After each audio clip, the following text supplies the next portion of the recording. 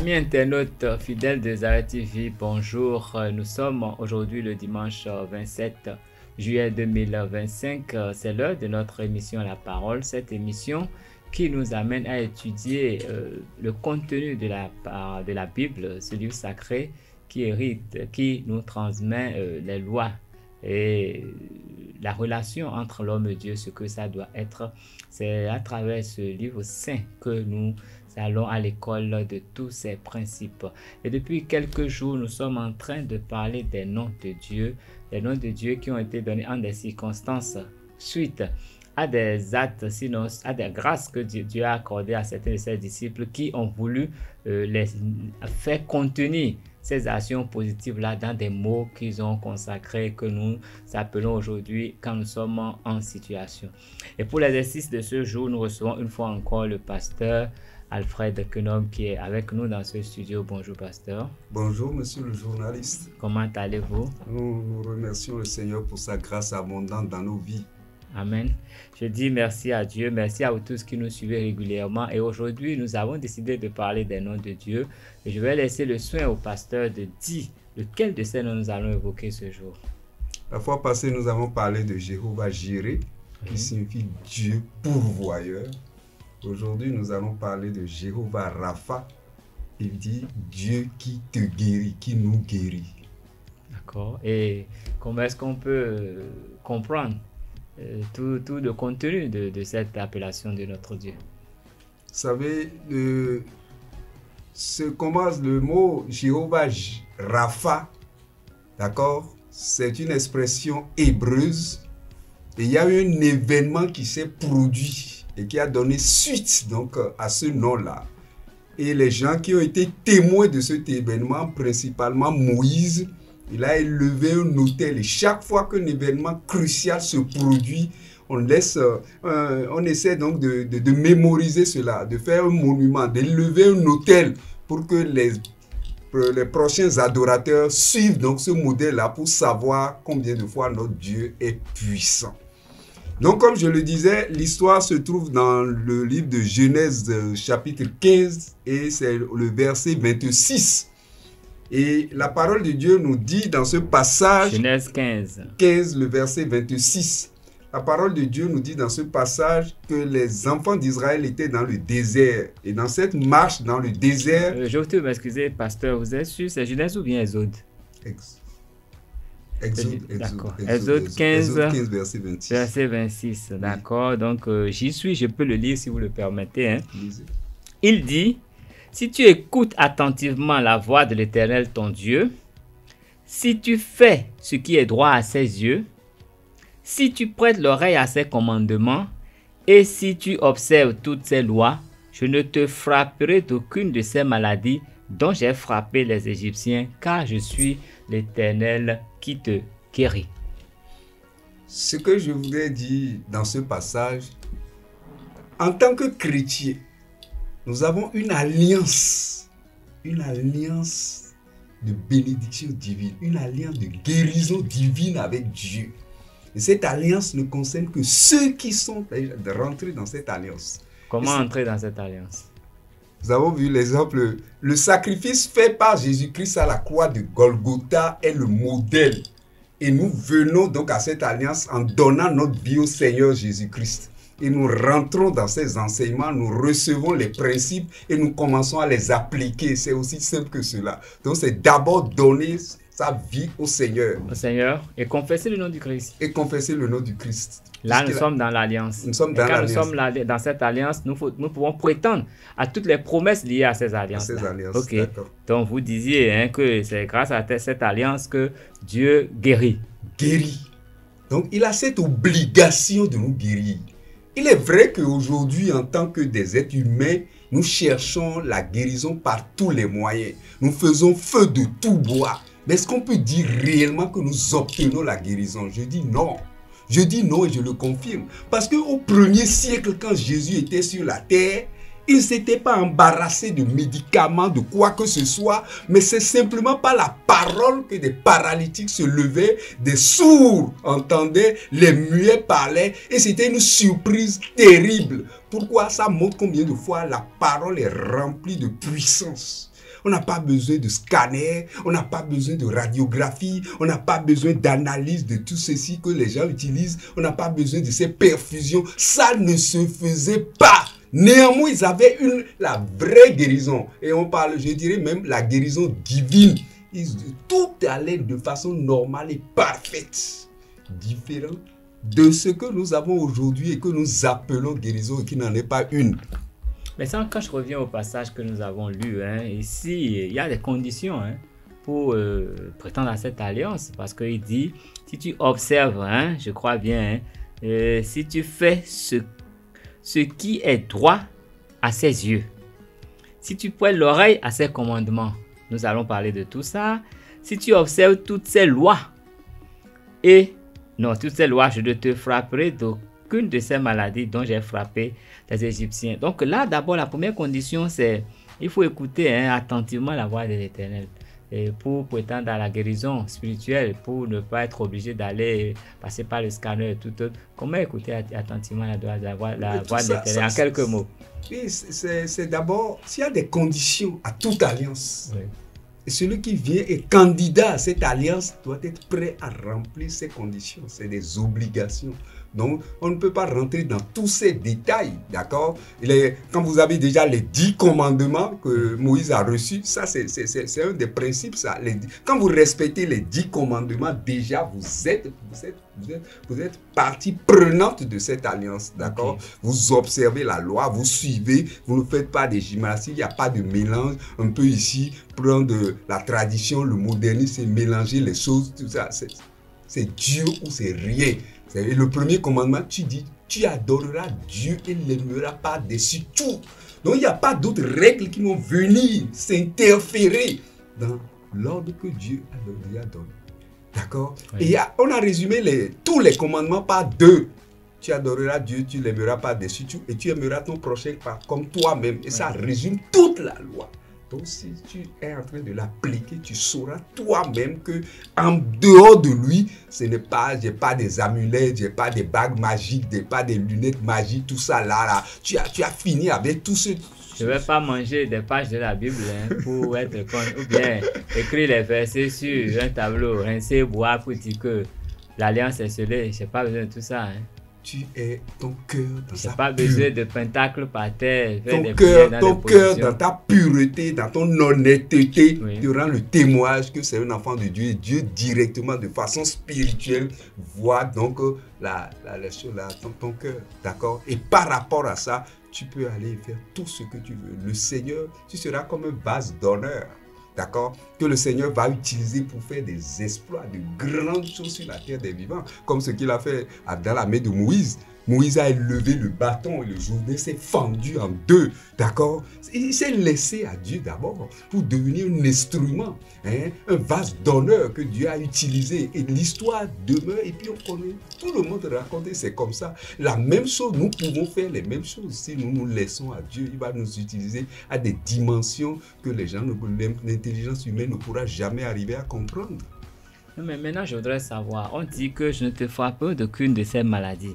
Et est-ce a dit qu'on ne peut pas tomber malade?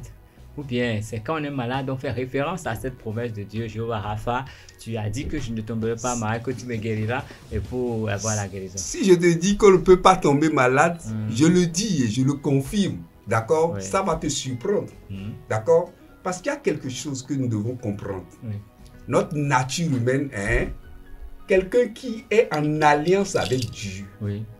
D'accord, il ne peut pas tomber malade. Je le dis et j'apporte les preuves. D'accord? Oui, allez-y. Je vais plus loin. Quand quelqu'un partage la Sainte Seine, d'accord, prend le corps du Christ et boit le sang du Christ, qu'est-ce qu'il fait? Il renouvelle son truc. Ce ne serait pas une maladie. Il se dirait qu'il ne sera pas malade. D'accord? Même s'il mange mal. Mais je crois que les commandements disaient de ne pas avoir les essais de table. Attends, ce que je dis. Oui. Pourquoi il va savoir et aller manger mal? D'accord. Pourquoi il va manger mal? D'accord? Suis-moi. Il y a des gens par éducation, pas mauvaise éducation. Ils mangent comme le porc. Suis-moi. Oui. Quand vous êtes sous la direction du Saint-Esprit, oui. D'accord? Et que le Saint-Esprit vous guide, vous conduit dans vos actions, tout ce que vous faites ce n'est plus vous-même. L'apôtre Paul a dit, si je vis, ce n'est pas moi qui vis, mais c'est Dieu qui vit en moi. Tout ce que vous faites est sous contrôle. D'accord? Oui. Pendant que, même si on suppose que vous tombez malade, vous rejetez les prescriptions données par le docteur et Dieu dit, fais ceci. Et vous l'avez entendu nettement. Et quand vous allez faire ça, vous allez voir la guérison que vous allez obtenir. Est-ce que je me fais comprendre? Oui. Donc, je dis que celui qui est dans cette alliance-là, il ne peut pas tomber malade. Il ne peut pas tomber malade. Pourquoi? Parce qu'il mange le corps du Christ et il boit le sang de Jésus. La Bible a dit, et quand Jésus avait dit ça pour la première fois à ses disciples, ils avaient eu tous peur. Oui. Comment est-ce que nous allons manger sa chair et boire son sang? D'accord? Ça contient certaines puissances et c'est pourquoi on nous a recommandé de faire ça en mémoire de lui. Ça voudra dire que les maladies là seront détruites dans nos vies par le corps, avec la puissance que le corps a, la puissance que le sang de Jésus a, un sang qui n'a pas de péché, qui n'a pas de gêne de choses là, ça va travailler dans sa vie, ça va purifier tout cela et va se sentir toujours en forme. Parce que ce serait une puissance qui serait surnaturelle en nous. Les autres sont naturels, mais nous on est surnaturel. Parce qu'on est esprit d'abord. Ce que beaucoup n'arrivent pas à comprendre. Ben, nous sommes esprits, mais comment utiliser, avoir recours à ce nom de Dieu pour voir son efficacité dans nos vies? Oui, d'abord, il y a une question de foi. Oui. D'accord? Il y a une question de foi. Quand quelqu'un se trouve malade, tombe malade, Oui. hein, quel est le premier réflexe? On dit amenez-les à l'hôpital, hôpital. Pour faire quoi? D'accord? Je peux surprendre les gens en disant cela. D'accord? Vous amenez à l'hôpital. Le docteur amène son expertise. Mais est-ce que c'est toujours la bonne expertise? Il y a des maladies, hein, classe sélectionnées. Et vous savez, chaque fois que vous allez dans les hôpitaux, ils n'ont jamais de remède pour cela. C'est des rituels. Ils sont dans des rituels et on ne peut pas aller au-delà de cela. Même si tu as d'autres connaissances, tu te conformes à ce que la déontologie médicale te prescrit de faire. Et tu sais que tu es en train de faire de l'acrobatie. Ce que tu fais, tu n'as même pas foi en ça parce que tu sais que ça ne va pas guérir. Ce n'est pas à moi de citer ces maladies. Des gens en ont souffert pendant plusieurs années. Ils sont allés plusieurs reprises. Ils ont dit, mais vous savez qu'on a toujours pris ces choses et vous continuez de me prescrire les mêmes choses. On ne peut pas faire autrement. Hein? Parce que c'est ce qu'on nous prescrit, qu'on nous demande de faire. Est-ce que je me fais comprendre? Oui. Donc quand nous sommes dans ces domaines, c'est comme ça que les choses se passent. Or, Dieu dit, je suis l'Éternel qui te guérit. Et comme je l'ai souvent dit ici, vous connaissez ce cœur-là, le biblique là, qui dit que ce n'est pas par la force, par la puissance, mais c'est par mon esprit. Ce n'est pas par la force, ce n'est pas la puissance. La force humaine est écartée, ignorée. La puissance humaine, les connaissances humaines, tout ça là, on fait fi de ça. Et c'est l'Esprit de Dieu lui-même qui vient maintenant opérer. Donc c'est Dieu lui-même dans sa personne et dans toute sa puissance qui accomplit ce dont on parle. Donc on n'a pas eu recours donc, à notre intelligence, à nos connaissances humaines pour pouvoir opérer cela. Et c'est ce que Dieu nous montre. Ça voudrait dire que si la personne, selon sa foi, j'allude cela très bien, hein, selon sa foi, quels que soient les mots qu'il aura, il saura que quand il va prier, il aura la guérison. Selon sa foi. Mais si sa foi ne supporte pas ça, il va aller à l'hôpital, on va le faire traîner dans tout un tas de processus. S'il obtient la guérison, c'est tant mieux. S'il ne l'obtient pas, c'est... D'accord? C'est ce que je dis. Est-ce que je peux vous résumer en disant que si je suis chrétien, si je suis croyant, j'ai vraiment foi, en cas de pépin sanitaire, j'évoque Jéhovah Rapha, et si j'y crois, je suis guéri. C'est tout à fait normal. C'est presque magique. C'est tout à fait normal. Mais la magie est de Dieu. Tu as vu? Il dit que la lumière soit. Et la lumière est apparue. C'est ça, non? Donc Dieu est magique. D'accord? En griffe, hein? Oui, mais c'est la puissance de la parole. Quand elle sort, elle doit accomplir l'œuvre pour laquelle elle a été envoyée. C'est un messager, c'est un esprit, c'est une vie. Donc, ça doit exécuter l'ordre reçu. Et c'est ainsi pour toutes choses. Ok, bon, dans l'autre cas où j'ai en face de moi quelqu'un qui est souffrant et que je veux bien lui porter secours, comment je fais recours à ces noms de Dieu pour qu'il puisse démontrer sa capacité. Il n'y a pas de secours à lui porter en dehors de lui annoncer l'évangile, d'accepter le Seigneur Jésus qui sera donc le guérisseur, le plus grand guérisseur. Il faut qu'il accepte celui-là dans sa vie et c'est après ça là que tu pourras prier pour lui. Il faut lui parler de Jésus. D'accord? C'est ce message. Nous avons nos frères chrétiens qui régulièrement font des tours dans des hôpitaux, dans les formations sanitaires pour prier pour les malades. Donc, avant toute prière de guérison, il faut que celui pour qui on veut prier confesse le nom du Christ. Oui, il faut qu'il ait la foi, d'accord, que celui-là dont on veut invoquer le nom sur sa vie ou sa situation là, oui, il est en mesure de le faire. Tu as vu Jésus lui-même, il le dit, non? Est-ce que tu crois que je pourrais faire cela? Il dit, Seigneur, je le crois. Il dit, qu'il te soit fait selon ta foi. Parce que c'est avec la foi. Tu as vu la femme atteinte de perte de sang, oui, d'accord? Certains commentaires ont dit que cette femme-là a volé une guérison. D'accord? Pourquoi ils ont dit cela? Parce que quand la femme venait bousculer la foule jusqu'à venir, il n'avait pas demandé la permission à Jésus. Il a touché.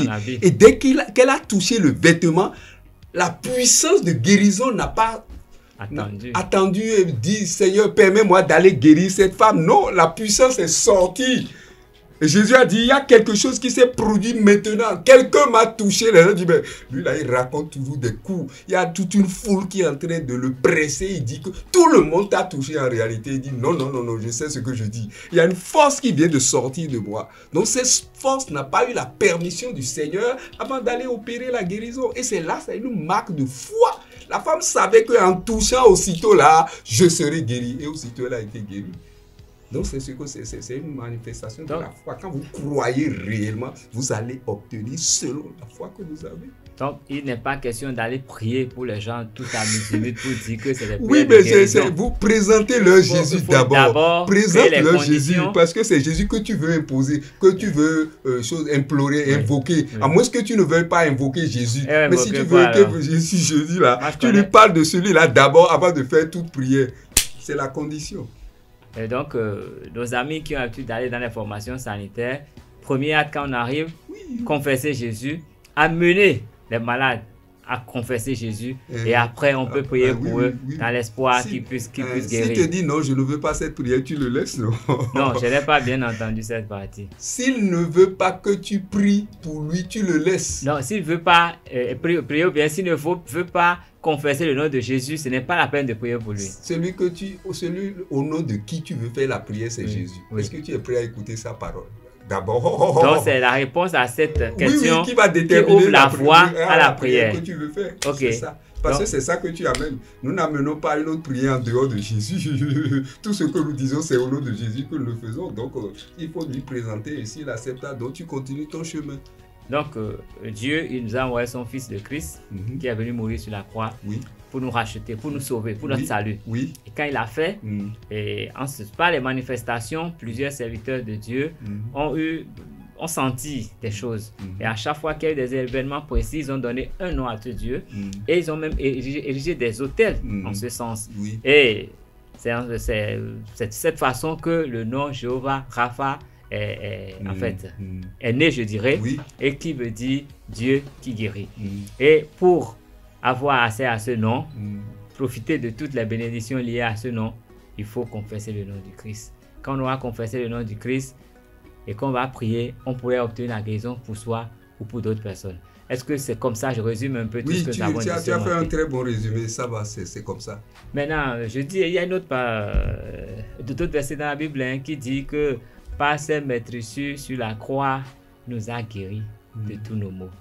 Est-ce que ça va dans la même c'est tout ça là résume la même chose. Il dit par ces meurtrissures nous sommes guéris. Parce que en réalité, qu'est-ce qui s'est passé à la croix de Golgotha? Quand on parle de l'œuvre de rédemption de Jésus-Christ à la croix de Golgotha, c'est une interaction, c'est des échanges. Est-ce que tu vois? Oui. Celui qui n'a jamais, tu me suis? Celui qui n'a jamais commis de péché, un homme sans péché, a porté les péchés de tous les autres sur sa tête. Et en portant ces péchés-là sur sa tête, il y a eu un transfert Hein? Non, comme ça se faisait à la Pâque antique où on lançait Voilà, une pierre exactement. à une brebis Oui, à qui on faisait porter tous les péchés et qui était immolé. Ça, c'était un c'était symbole, Oui. d'accord. Mais le Jésus-Christ a montré cela dans la réalité. Il y a eu un transfert. Il y a eu un transfert, d'accord. Il y a eu un transfert. Nos péchés sont allés à Christ et la sainteté de Christ est venue vers nous. Nos péchés sont allés à Christ et la sainteté de Christ est venue vers nous. À partir de ce moment, nous nous réclamons de quelqu'un de saint. Nous nous réclamons de quelqu'un jouissant d'une bonne santé, etc. Donc, lui l'a déjà porté. Et nous, maintenant, nous avons reçu l'échange a eu lieu. La transaction a eu lieu. C'est ça en réalité. C'est comme ça qu'il faut interpréter cela. Donc, pour être guéri, c'est que nous transférons nos maladies au Christ en qui nous croyons. Et c'est pourquoi il dit que et par ses Christ pétrissures, prend nous sommes nos guéris. maladies Oui. et lui nous donne sa sainteté plus sa guérison. Oui, c'est ça. Et pour le faire, il faut confesser son nom. Oui. Il faut être en alliance avec lui entre griffes et essayer de respecter, de l'écouter attentivement, de respecter ses commandements, d'observer la loi qui nous a prescrite. Et cette loi se résume en deux choses. C'est aimer Dieu lui seul et l'adorer et rien d'autre. Et maintenant aimer son frère comme lui-même. Donc je peux dire que nous avons fini avec l'émission de ce jour. Nous pouvons, tous ceux qui nous suivent peuvent avoir compris que Dieu guérit. Et quand on veut l'invoquer de cette façon, c'est Jéhovah Rapha. Ce n'est pas français, mais c'est une façon de l'évoquer. Les premiers l'ont fait. Ils l'ont dit Jéhovah Rapha, Dieu qui m'a guéri. Et chaque fois que nous voulons prier pour la guérison, nous pouvons l'invoquer comme ça. Avec notre foi, le reste se fera. Si j'ai été fidèle à vos propos. Tu as été très fidèle et puis c'est pas pour rien. Beaucoup de gens vont en pèlerinage à Jérusalem et voient encore les monuments de ce que nous sommes en train de dire. Donc si nous visitons cet endroit à ce jour, on pourra toujours voir les symboles de ce que nous disons. Et beaucoup ont pris cette habitude donc, de faire ces pèlerinages-là et d'aller annuellement donc voir. Je vais poser une question, elle peut pas être bête, mais est-ce que le fait d'aller à ces hôtels-là ne peut pas constituer un acte d'idolâtrie? Parce que oui, d'accord, si j'y vais et que je commence à considérer que là, je peux me prosterner, je peux commencer à dire des prières parce que j'estime que tu as fait un premier miracle là, que le miracle va se répéter. Est-ce que cela ne s'apparente pas à un acte d'idolâtrie? Ce que je veux dire est ceci. C'est d'abord une vérification, d'accord, des témoignages que nous avons eus. Nous sommes allés, nous avons fait des investigations, nous avons trouvé les preuves. C'est le premier élément que nous devons rechercher. Mais si parmi ceux qui sont entre ces pèlerins-là, certains pensent, c'est libre à eux. Non, mais parce que je me dis c'est un risque de toute façon. Ils sont libres de le faire. Il faut y aller juste en touriste, pas en adorateur. Si certains, comme je te l'ai dit, c'est une question de foi. Si certains pensent que la puissance est toujours là et qu'il faut faire cela, si c'est là qu'ils vont avoir leur repentance ou quoi que ce soit, ne nous mêlons pas de cela, d'accord? Laissons-les à leur foi et ne les condamnons pas, d'accord? C'est tout ce que je peux dire. Pasteur Franck Nom, je crois que sur ces mots, nous allons mettre un thème à cette émission.